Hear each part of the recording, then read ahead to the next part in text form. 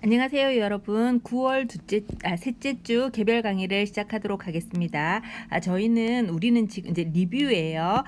제가 리뷰를 왜 맨날 하냐면은, 리뷰를 하면 제가 중요하게 생각하는 것이 무엇인지에 대해서 알 수 있기 때문에 간략하게 리뷰를 하고 시작을 하는 것을 좀 선호하는 편입니다. 자, 우리는 지금 뭐를 하고 있냐면은요, 자료를 정리 요약 기술하는 방법에 대해서 공부를 했고요. 자료를 정리 요약 기술하는 방법으로는 표를 이용한 방법과 그다음에 그래프를 이용하는 방법, 그리고 이제 지금 공부하고 있는 숫자를 이용하는 방법이 있습니다. 숫자를 이용해서 우리가 자료를 정리 요약 기술할 때는 크게 세 가지의 목적을 가지고 있다고 할 수 있는데, 자료가 어디를 중심으로 모여 있는지 알고 싶어서, 그다음에 자료가 얼마나 퍼져 있는지 알고 싶어서, 그다음에 이 자료와 저 자료가 연관이 있는지 알고 싶어서 자료를 숫자로 정리 요약 기술한다고 생각할 수가 있고요. 자, 그다음에 자료가 어디를 중심으로 모여 있는지에 대해서는 민, 메디안, 모드가 있어요. 평균, 중앙값, 최빈값이 있죠. 보통은 우리가 평균을 많이 사용을 하죠. 평균을 많이 사용을 하는데, 평균은 이상치에 너무 아웃라이어에 너무 영향을 많이 받기 때문에 그런 경우에는 중앙값을 사용하는 것이 차라리 나은 것이고요. 그 다음에 평균이나 중앙값처럼 계산이 의미가 없는 범주형 자료들, 즉 지난번에 설명했지만 우리가 이제 본사에 많이 팔린 바지 사이즈를 좀 주문하고 싶으면 평균, 예를 들어 남자 옷 사이즈면 36.7 이런 사이즈가 없기 때문에 의미가 없잖아요. 그래서 이제 그럴 때는 제일 많이 나간 36 이런 걸 이제 주문을 하게 되니까 최빈값을 많이 사용한다고 할 수 있습니다. 여기 모평균하고 표본평균은 이 평균을 내는 것이 중요한 게 아니고요. 우리가 모평균은 항상 뮤라는 용어를 쓰고, 평균도 모평균이 있고 표본평균이 있을 거 아니에요. 그래서 모평균은 항상 뮤라는 용어를 쓰고요. 표본평균은 항상 x바라는 용어를 써요. 그리고 모집단의 데이터의 개수는 라지 n개가 있다고 이야기를 하고요. 표본 집단의 데이터의 개수는 스몰 n개가 있다고 이야기를 합니다. 자, 그래서 이제 평균이라는 것은 무엇에 영향을 받냐면은 자료에 아웃라이어 영향을 많이 받아서, 만약에 자료들이 여기 이제 많이 모여 있는데, 예를 들어 키가 예를 들어 전체적으로 이제 160에서 예를 들어 170 사이에 모여 있는데, 혹은 140에서 예를 들어 150 사이에 모여 있는데 아웃라이어가 2m 30짜리가 하나 있는 거예요. 그럼 평균이 얘 때문에 굉장히 영향을 많이 받겠죠. 데이터가 10개 정도 되는 경우에는. 따라서 우리가 특이하게 크거나 특이하게 작은 데이터가 있었을 때는, 이렇게 이제 시메트릭한 데이터가 아니었을 경우에는 평균이 자료의 중심으로서 영향을 잘 못할 때가 있어요. 그럴 때 무엇을 사용하냐면 중앙값을 사용한다고 했고요. 지난 시간에 중앙값이라는 것은 5개 숫자 요약, 즉 최소값, 최대값, 퍼스트 쿼타일, 세컨드 쿼타일, 서드 쿼타일이 있을 때 이 중에서 이 세컨드 쿼타일에 해당하는 것이 사실은 중앙값인 거죠. 자, 그래서 이렇게 이제 계산하는 방법에 대해서 이야기를 했는데, 좀 이따 하겠지만 퍼스트 쿼타일, 세컨드 쿼타일, 서드 쿼타일은 전부 어떤 자료의 위치에 대해서 이야기를 해주는 것이라고 생각할 수 있습니다. 자, 최빈값은 아까도 얘기했지만 그런 예인 거예요. 우리가 이제 연세 옷가게 주인인데, 그러니까 어떤 옷 브랜드의 연세 지점의 점장인데, 본사에다가 지난주에 많이 팔렸으니까 이제 더 없을 거잖아요. 그래서 그 바지를 좀 더 주문하려고 하면, 예를 들어 평균을 내면 한 3.28 정도 나왔다고 생각해 봐요. 그러면 본사에서는 33.28이라는 이런 혹은 중위수를 구하면 이렇게 생겼다고 생각을 해봐요. 그러면은 34.5 이 정도의 중위수를 가지고 있다고 생각을 해봐요. 근데 이런 애들은 사실은 본사에서 만들지 않기 때문에 중심 위치기는 하겠지만 의미가 없는 중심 위치죠. 따라서 이럴 때는 우리가 최빈값을 쓴다는 이야기를 이제 지난 시간에 이야기를 했습니다. 이제 이것처럼 우리가 이제 자료들이 시메트릭하게 딱 굉장히 예쁘게 이렇게 있어요. 이렇게 시메트릭하게 있는 경우에는 민이나 평균이나 메디안이나 혹은 모드가 다 똑같이 이렇게 있지만, 자료가 만약에 음의 외도를 가지고 있어요. 음의 외도를 가지고 있을 때는 그러니까 누구는 평균은 저기 이상치의 영향을 많이 받잖아요. 그래서 여기에 평균이 있고요. 그 다음에 이제 중간에는 항상 수가 있겠죠. 그래서 메디안이 여기 있고요. 제일 많이 있는 애는 누구냐면 얘가 제일 많이 있는 거잖아요. 그래서 이제 모두는 여기에 있겠습니다. 만약에 양의 외도를 가지게 된다면은요, 아웃라이어 영향을 많이 받으니까 평균이 여기 좀 평균이 이제 뭐 이렇게까지 치우치지는 않았겠지만 어쨌든 평균이 이제 이 정도에 있겠죠. 근데 중위수를 계산하면 요 정도 있을 거예요. 그런데 모두를 계산하면 요 정도 있으니까 요런 이제 관계에 있다는 이야기를 이제 할 수 있습니다. 그 다음에 아까 얘기했지만 4분위 수를 생각을 하면 최소값이 있고 최대값이 있는데 여기를 어디씩 얼마씩 나누냐면은 25%씩 나누는 거예요. 이렇게 25%씩 나누는 그 위치를 그러니까 그 자리에 있는 숫자는 내 데이터에서 없을 수 있어요. 그래서 그 위치를 뭐라고 부르냐면 first quartile, second quartile, third quartile이라고 하고 얘네를 계산을 할 때는 어떻게 하냐면은 그 위치를 계산을 하고 그 위치에 있을 지금 그 데이터는 없을 수 있어. 그렇지만 그 위치에 있을 번째를 먼저 계산하고 위치에 있을 숫자를 이제 계산을 하는 거죠. 자, 이렇게 해서 지난 시간에 우리가 뭐까지 공부를 했냐면 중심위치 척도에 대해서까지 이야기를 했어요. 그래서 이제 오늘은 변동성 척도에 대해서 이야기를 할게요. 이제 그 공통 강의에서 다 들으셨겠지만 변동성 척도라는 거는 이게 이제 자료가 얼마나 흩어져 있는가에 대해서 이야기를 하는 거예요. 그래서 자료가 얼마나 ht어져 있는가에 대해서 어디서는 분산, 먼저 흩어져 있는 정도 이렇게 이야기를 하고요. 또 이제 뭐 예를 들어 증권 이런 통해서는 자료의 변동성 이렇게 이야기를 하죠. 변동성을 나타내는 애들로는 어떤 종류가 있냐면 범위, 그 다음에 IQR, 4분위간 범위 공통 수업에서 들으셨죠? 그 다음에 그렇게 중요하다는 분산과 표준 편차, 그 다음에 주로 경제 그 뉴스에서 많이 나오는 변동계수 이런 것들을 우리가 생각을 할 수가 있어요. 범위라는 거는 다 들으셨겠지만 최대값 빼기 최소값이 범위고요. 쉽고 빠르게 구할 수 있지만 사실은 뭐 크게 의미는 없다고 생각할 수 있습니다. 자, 4분위간 범위라는 것은 IQR이라는 것은 요거 이제 공부하면 우리 상자 그림 제대로 그릴 수 있어요. 그래서 이제 조금 이따가 보도록 하고요. 4분위간 범위 IQR이라는 것은 Q3에서 Q1을 뺀 거예요. 그러면은 데이터가 어떻게 생긴 거냐면은 Q3에서 Q1에 대한 값이 IQR인 거죠. 이렇게 이제 IQR을 구하면은 이게 이제 이 IQR의 의미는 중간에 있는 애들의 어떤 길이 이런 것들에 대해서 이제 말을 하는 거죠. 자, 그래서 Q3 빼기 Q1이 IQR이고요. 나머지 것들을 다 우리가 살펴보고 그 다음에 박스 플랫을 다시 한번 그려보도록 하겠습니다. 자, 그 다음에 IQR 말고요. 그 다음에 우리가 되게 많이 사용하는 분산하고 표준 편차에 대해서 이야기를 할게요. 분산하고 표준 편차에 대해서는 이게 조금 중요한 내용이라서 우리 한번 조금 써가면서 이야기를 할까요? 제가 쓸 때를 만들어 놓지를 않아서 제일 위에다가 조금 써가면서 이야기를 할게요. 이제 우리가 분산이나 표준 편차는 결국 뭐를 하고 분산이나 표준 편차는 결국 무엇을 하고 싶은 것이냐면 자료가 얼마나 흩어져 있는지에 대해서 나타내고 싶기 때문에 이것을 표현을 하는 거거든요. 그러면은 자료가 얼마나 흩어져 있느냐 하는 것이 무엇인지 한번 생각을 해봅시다. 자료가 X1부터 이렇게 할까요? 자료가 X1부터 쭉 가서 뭐 X2도 있고 X3도 있고 막 이렇게 해서 자료들이 막 이렇게 있어요. 그래서 이제 자료들이 막 이렇게 쭉 이렇게 있단 말이에요. 근데 자료가 흩어져 있다는 것은 과연 무엇인가 하면 어디를 중심으로 흩어져 있는지가 이제 관건이잖아요. 근데 흩어져 있는 건 어디를 중심으로 흩어져 있는 거냐면은 사실 기준은 평균이라고 할 수 있어요. 우리 표본으로 생각을 해보죠. 그래서 이제 표본이 이렇게 있는 거예요. 표본 평균이 있는 거예요. 그러면은 표본 평균으로부터 흩어져 있는 것이 무엇이냐? 이런 거, 그 다음에 이런 게 흩어진 거죠. 그 다음에 이런 게 흩어진 거잖아요.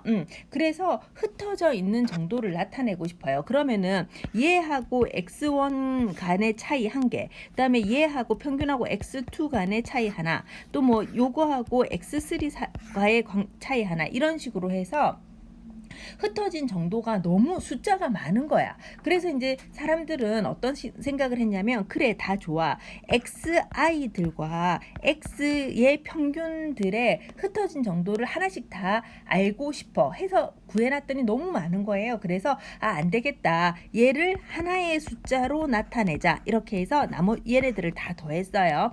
근데 이제 평균이라는 게 뭐냐면 중간에 딱 있는 거잖아요. 그래서 이렇게 간 애들하고 이렇게 간 애들을 플러스 마이너스, 이쪽을 마이너스고 이쪽을 플러스라고 생각을 하면은, 얘네들이 플러스 마이너스 하면 평균의 특징 때문에 얘네들이 결국 뭐가 되냐면 이꼴 제로가 돼버려요.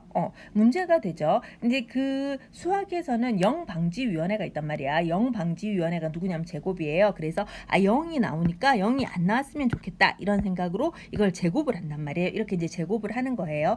자, 그런데 이러면은 원하는 흩어진 정도를 하나의 숫자로 0이 아니게 표현할 수 있지. 그 원하는 것을 흩어진 정도를 하나의 숫자로 0이 아니게 표현해서 되게 좋은데, 데이터가 예를 들어 1000만 개 있는 것하고 데이터가 예를 들어 10개밖에 없는 것은 숫자의 어떤 상태가 좀 다를 거잖아요. 그래서 그런 숫자의 상태의 다름을 반영하기 위해서는 수학에서는 보통 어떻게 하냐면, 이걸 노멀라이제이션 이런 표현을 쓰기도 하는데, 자기 자신으로 그 크기를 나누어 주어요. 그러면 이제 자기 자신의 본연의 어떤 그 크기를 갖게 된다는 말이죠. 이게 뭐 별로 어려운 게 아니고요. 3이 왜 3이에요? 1이 3개 있어서 3이에요. 그러니까 3에다가 3 자기 자신 크기를 나눠주면은 뭐가 되나요? 자기네 유니트, 원래 단위였던 것으로 회귀하잖아요. 이와 같은 이제 역할을 하는 것이 자기 자신으로 나누어 주는 거예요. 이러면 다 된 것 같잖아요. 근데 이렇지 않다는 거지. 자, 그래서 우리가 데이터는 모집단에 있는 데이터가 있고요. 그 다음 표본 집단에 있는 데이터가 있잖아요. 그래서 모집단에 있는 데이터들도 흩어져 있을 거야. 그지? 자, 그 다음에 표본 집단에 있는 데이터들도 흩어져 있겠지. 자, 그래서 요 각각에 대해서 우리 이야기를 좀 해볼게요. 모집단에 있는 데이터는, 그러니까 이제 표기법이 다르다고 그랬잖아요. 모집단에 있는 데이터는 데이터 한 개 한 개가 표본 평균으로부터 떨어진 거리를 하나의 숫자로 표현하고 싶은데, 모집단이네. 그래서 라지 캐피탈 N을 사용을 했고요. 이렇게 하면 이꼴 제로가 되기 때문에 영방지위원회가 떠서 이렇게 된 거잖아요. 이러면서 이제 자기 자신의 크기로 나누어지면 이게 누가 되냐면은 모집단의 분산이 되는 거예요. 모집단의 분산이라고, 모집단에 있는 데이터들이 흩어진 정도에 대해서 이야기를 하는 거예요. 자, 그런데 표본 집단은 우리가 사용하는 텀이 다르잖아요. 그래서 표본 집단은 데이터 한 개 한 개가 표본 평균으로부터 떨어진 정도를 하나의 숫자로 표현을 하고 싶은데, 이게 스몰 n을 사용을 했죠. 얘가 0이 나오니까 영방지위원회 제곱을 하고요. 여기에다가 우리가 n을 나누어 주면 마땅한데, 이걸 n-1로 나누어 주고 이것을 표본 집단에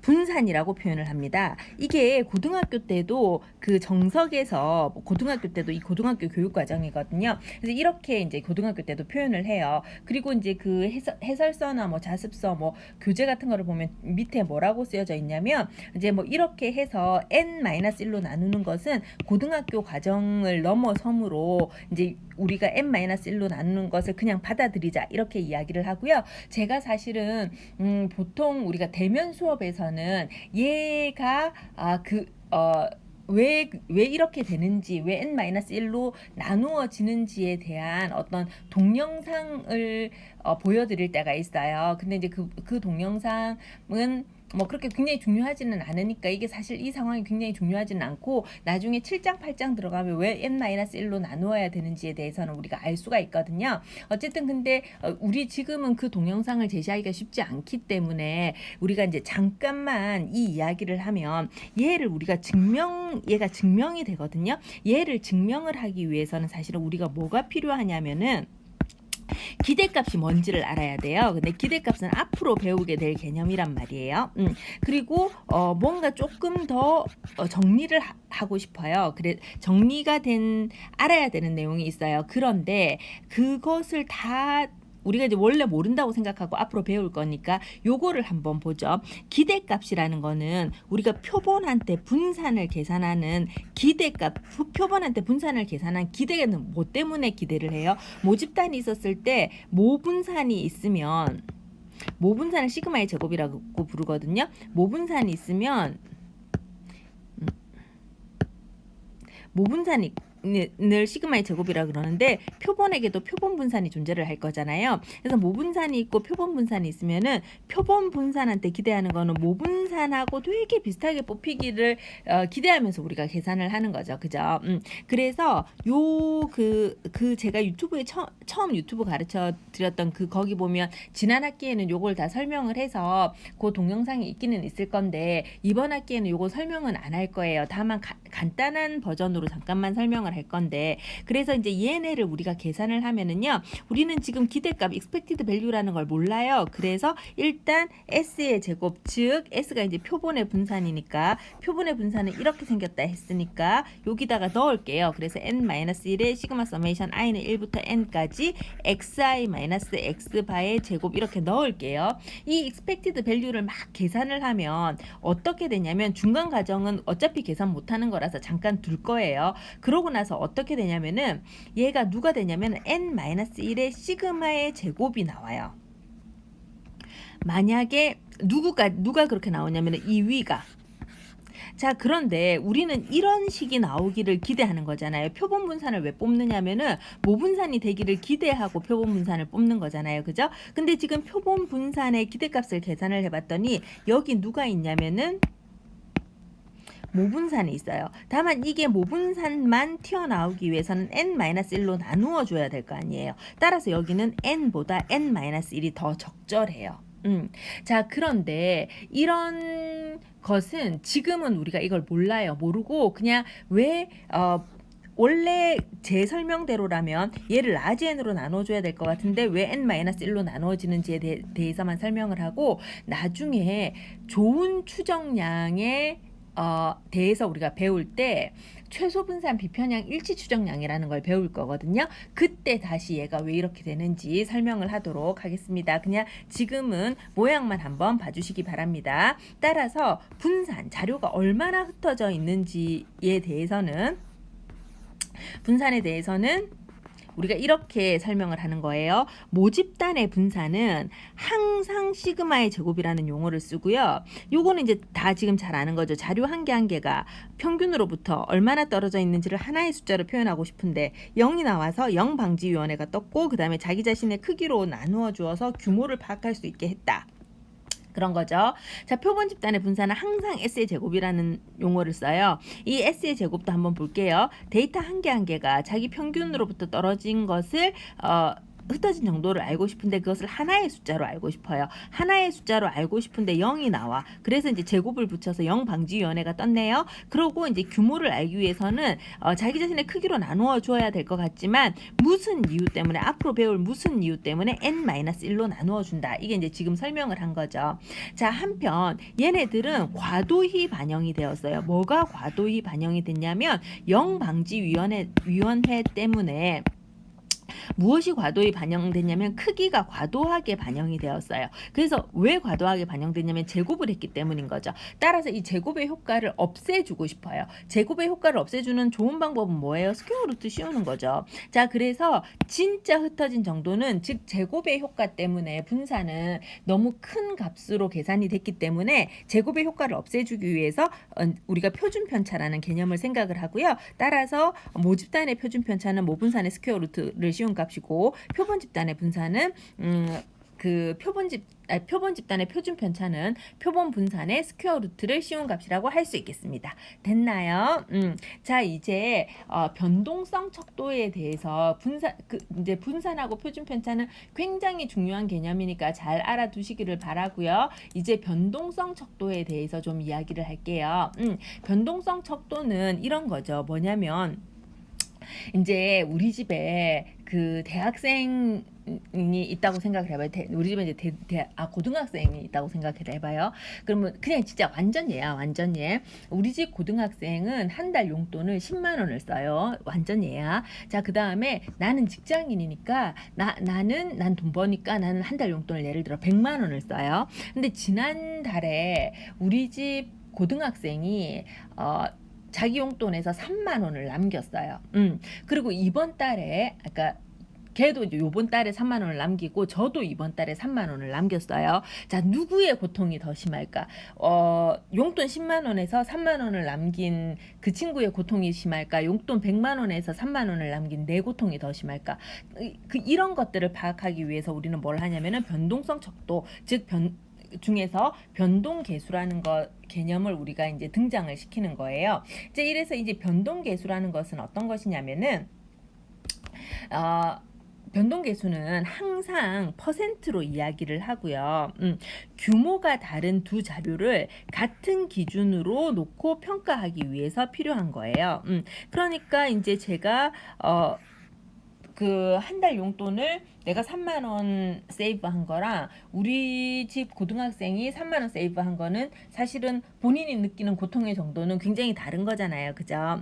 이런 애들을 우리가 어떻게 계산을 하냐면 표준 편차는 흩어진 정도잖아요. 흩어진 정도인 표준 편차를 평균으로 나누어서, 근데 항상 퍼센트를 이야기하거든요. 곱하기 100을 한 것을 우리가 변동성 계수라고 합니다.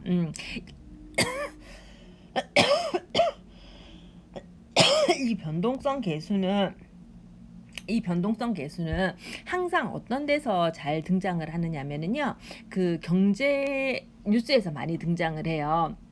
그래서 뭐 예를 들어 한국하고 중국의 수입액의 변동성에 대해서 이야기를 하는 거예요. 똑같이 한국하고 중국이나 한국하고 미국은 경제 규모가 다른데 전년 동기 대비 뭐 이번 기에는, 그러니까 전년도 뭐 3분기 대비 이번 연도 3분기에는 우리나라가 100만 불 흑자가 났고 미국도 100만 불 흑자가 났어요. 그러면 우리나라가 미국만큼 그 흑자 규모가 변동성이 있었구나, 이렇게 설명하는 것이 과연 올바르냐, 아니면은 우리의 변동성하고 미국의 변동성은 조금 서로 다른 것이냐를 우리가 판단을 할 때 변동성 계수를 쓰고요. 생각보다 굉장히 쉬워서 요런 저런 공식으로 우리가 표현을 한다고 할 수 있습니다. 자, 이제 요까지 했으니까 우리 뭘 좀 하고 싶으냐면은요, 박스 플랫을 좀 그리고 싶어요. 그래서 박스 플랫을 원래 그리는 박스 플랫대로 한번 그려볼게요. 자, 상자 그림을 그리는 방법을 좀 공부를 하려고 하는데요. 제가 여기서 끊을까요? 왜냐면 이게 우리가 조금 더 쓸 공간을 만들어 놓지 않아서 일단 여기서 끊을게요. 그리고 쓸 공간을 좀 만들어 놓고 그 다음에 박스 플랫 그리는 거를 다시 설명을 하도록 하겠습니다.